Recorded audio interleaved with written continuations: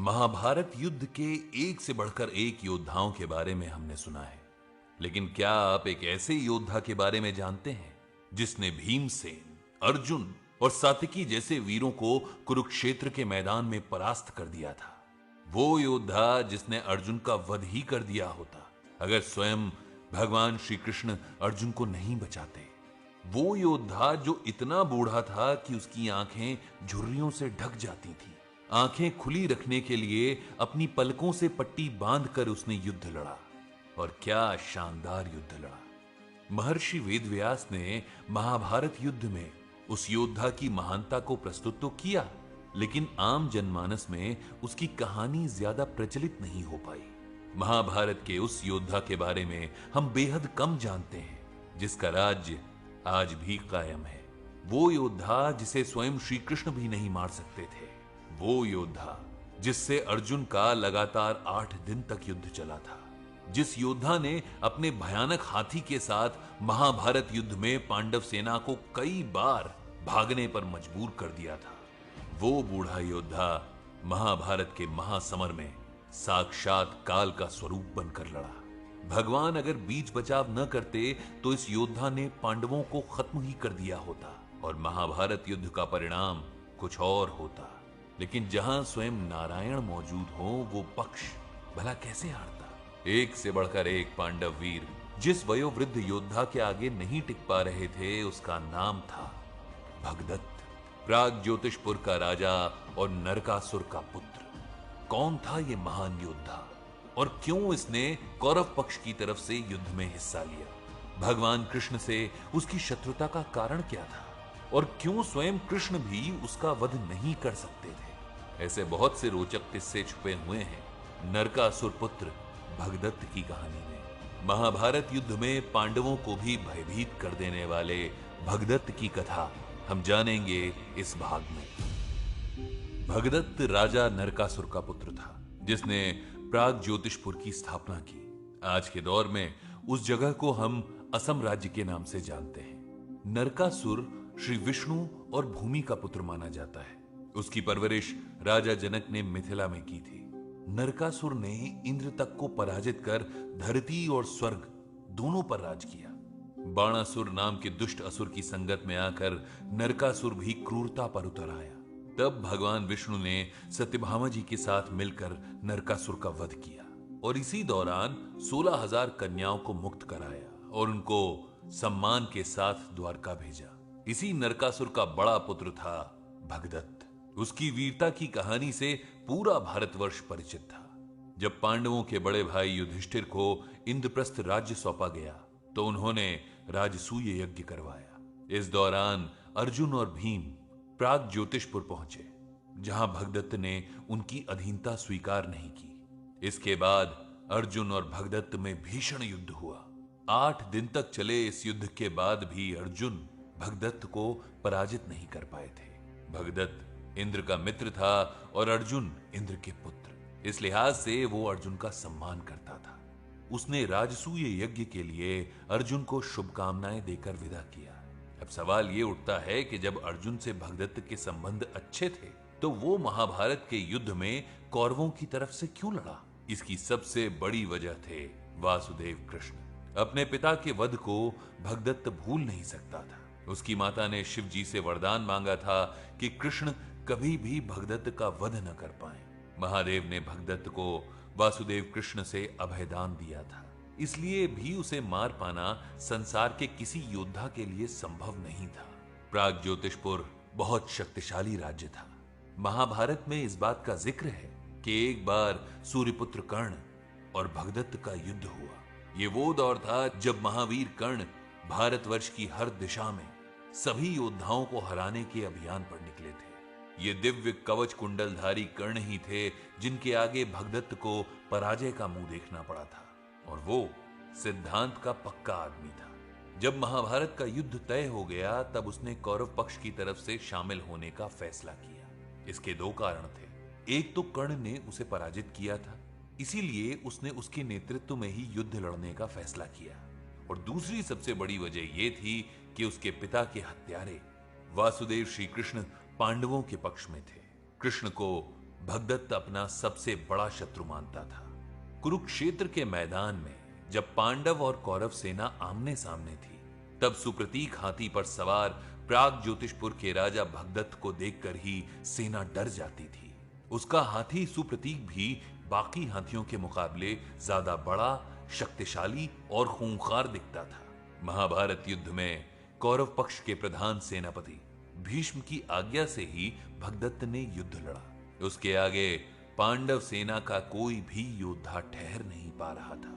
18 दिनों तक चले इस महायुद्ध में पहले 10 दिन प्रधान सेनापति पितामह भीष्म की अगुवाई में कौरव सेना ही हावी रही। युद्ध के 8वें दिन जब भीम के पुत्र घटोत्कच ने अपनी माया से दुर्योधन को कई बार पीटा, तब पितामह भीष्म की आज्ञा से भगदत्त ने घटोत्कच, भीम और युधिष्ठिर सहित पांडव सेना को पीछे धकेल दिया। अकेले भगदत्त का मुकाबला पांडव सेना के एक से बढ़कर एक वीर भी नहीं कर पा रहे थे। अर्जुन पुत्र अभिमन्यु, पांडवों के प्रमुख सेनापति धृष्टद्युम्न और द्रुपद सहित कई योद्धा उससे युद्ध लड़ने आए, लेकिन सबको हार कर पीछे हटना पड़ा।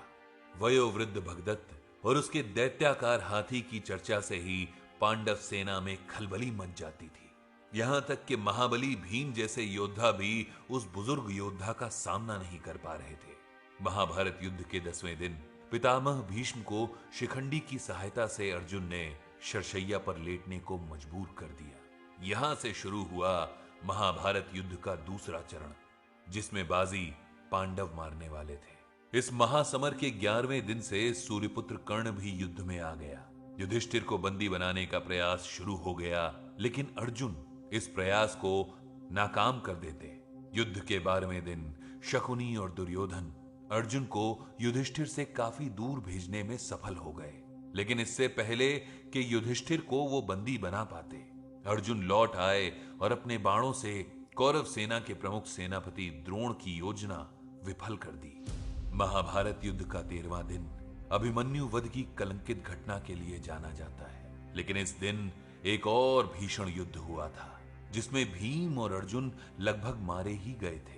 युधिष्ठिर को बंदी बना पाने में मिल रही लगातार विफलता के बाद दुर्योधन राजा भगदत्त को अर्जुन से युद्ध करने के लिए कहता है। 10,000 हाथियों के बराबर ताकतवर महाबली भीम और प्राग ज्योतिषपुर के राजा भगदत्त के बीच भयानक युद्ध हुआ। भगदत्त के हाथी सुप्रतीक ने भीम को लगभग कुचल ही दिया था। पांडव सेना में खबर फैल गई कि भीमसेन मारे गए। तब महाराज युधिष्ठिर ने पांचाल सैनिकों के साथ भगदत्त को चारों ओर से घेर कर उस पर बाणों की वर्षा कर दी। भगदत्त ने हर तरफ से बरस रहे बाणों का अपने अंकुश के जरिए ही मुकाबला किया। उसका हाथी आगे बढ़कर पांचाल सैनिकों को कुचलने लगा। युद्ध के लिए तत्पर और अपने राजा भगदत्त की आज्ञा से वो हाथी ऐसा कोहराम मचा रहा था कि सारी पांडव सेना में खौफ फैल गया। भगदत्त के सामने जो भी आता मारा जाता। दशांड राज का वध करने के बाद भगदत्त ने अपने गजराज को वीर सातिकी के रथ की ओर बढ़ाया। सातिकी ने रथ से कूदकर अपनी जान बचाई। पांडव पक्ष के सभी योद्धा इस वक्त अकेले भगदत्त के सामने आ जुटे थे।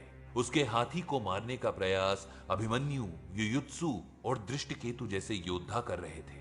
भीमसेन बुरी तरह घायल होकर युद्ध भूमि से दूर जा चुके थे। युधिष्ठिर, सातिकी जैसे योद्धा भी उसका कुछ नहीं बिगाड़ पा रहे थे। लगातार हजारों बाणों की वर्षा के बाद भी भगदत्त और उसका हाथी पांडव पक्ष के सैनिकों का सर्वनाश कर रहे थे। उस वक्त ऐसा लग रहा था कि मानो समूची पांडव सेना से अकेले भगदत्त का युद्ध चल रहा हो। नरकासुर पुत्र पूरी सेना पर भारी पड़ रहा था। पांडव सेना को भगदत्त से बचाने के लिए अर्जुन सामने आए और फिर दोनों में भयंकर युद्ध हुआ। भगदत्त के कई दिव्यास्त्रों को अर्जुन ने विफल कर दिया। दोनों योद्धाओं के बीच का संघर्ष बढ़ता जा रहा था।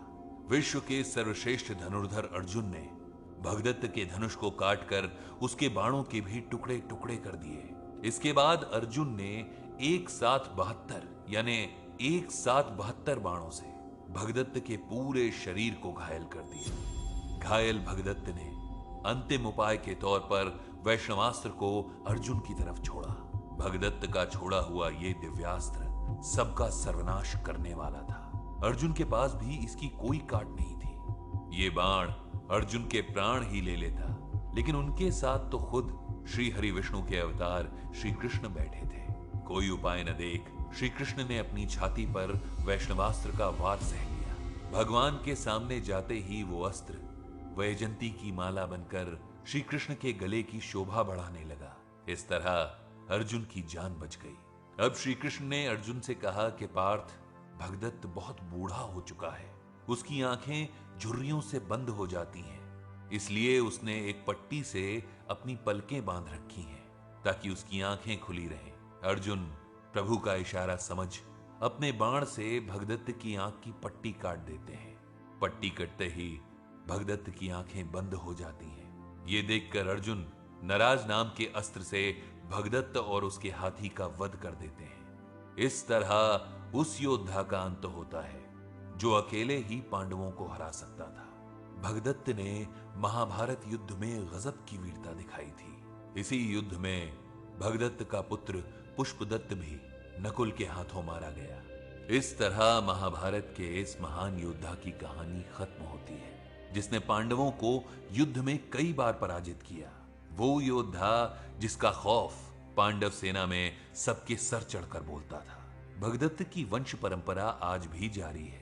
वो महाभारत का इतना महत्वपूर्ण किरदार होते हुए भी ज्यादा चर्चित नहीं है। अब हम आपको कुछ ऐसी बातें बताएंगे जिसके बाद आप भगदत्त और नरक साम्राज्य के बारे में और भी जानना चाहेंगे। भगदत्त के नाम से ही बेग शब्द प्रचलन में आया। बहुत से अमीर लोग अपने नाम के साथ बेग शब्द का इस्तेमाल करते हैं। माना जाता है कि ये बेग दरअसल भग से ही बना है और इन सब का संबंध प्राग ज्योतिषपुर के राजा भगदत्त से है।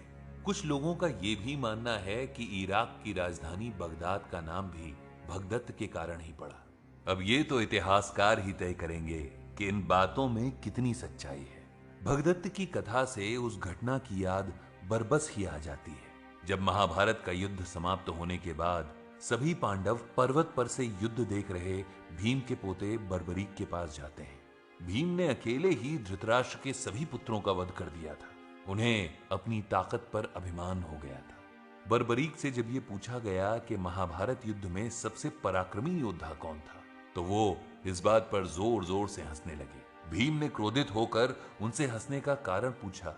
तब महात्मा बर्बरीक ने जो कहा था वही भगदत्त युद्ध के समय हमने महसूस किया। बर्बरीक ने कहा कि मैं तो इस युद्ध में सिर्फ एक ही पुरुष को पांडवों की तरफ से लड़ते हुए और अकेले ही अधर्म का विनाश करते हुए देखता हूं। मैंने देखा कि उनके अलावा और कोई योद्धा था ही नहीं जिसने इस युद्ध में धर्म को विजय दिलाई, और वो हैं श्री कृष्ण, जिन्होंने अकेले ही पांडवों को अपने से कहीं ज्यादा विशाल कौरव सेना के खिलाफ जीत दिलाई।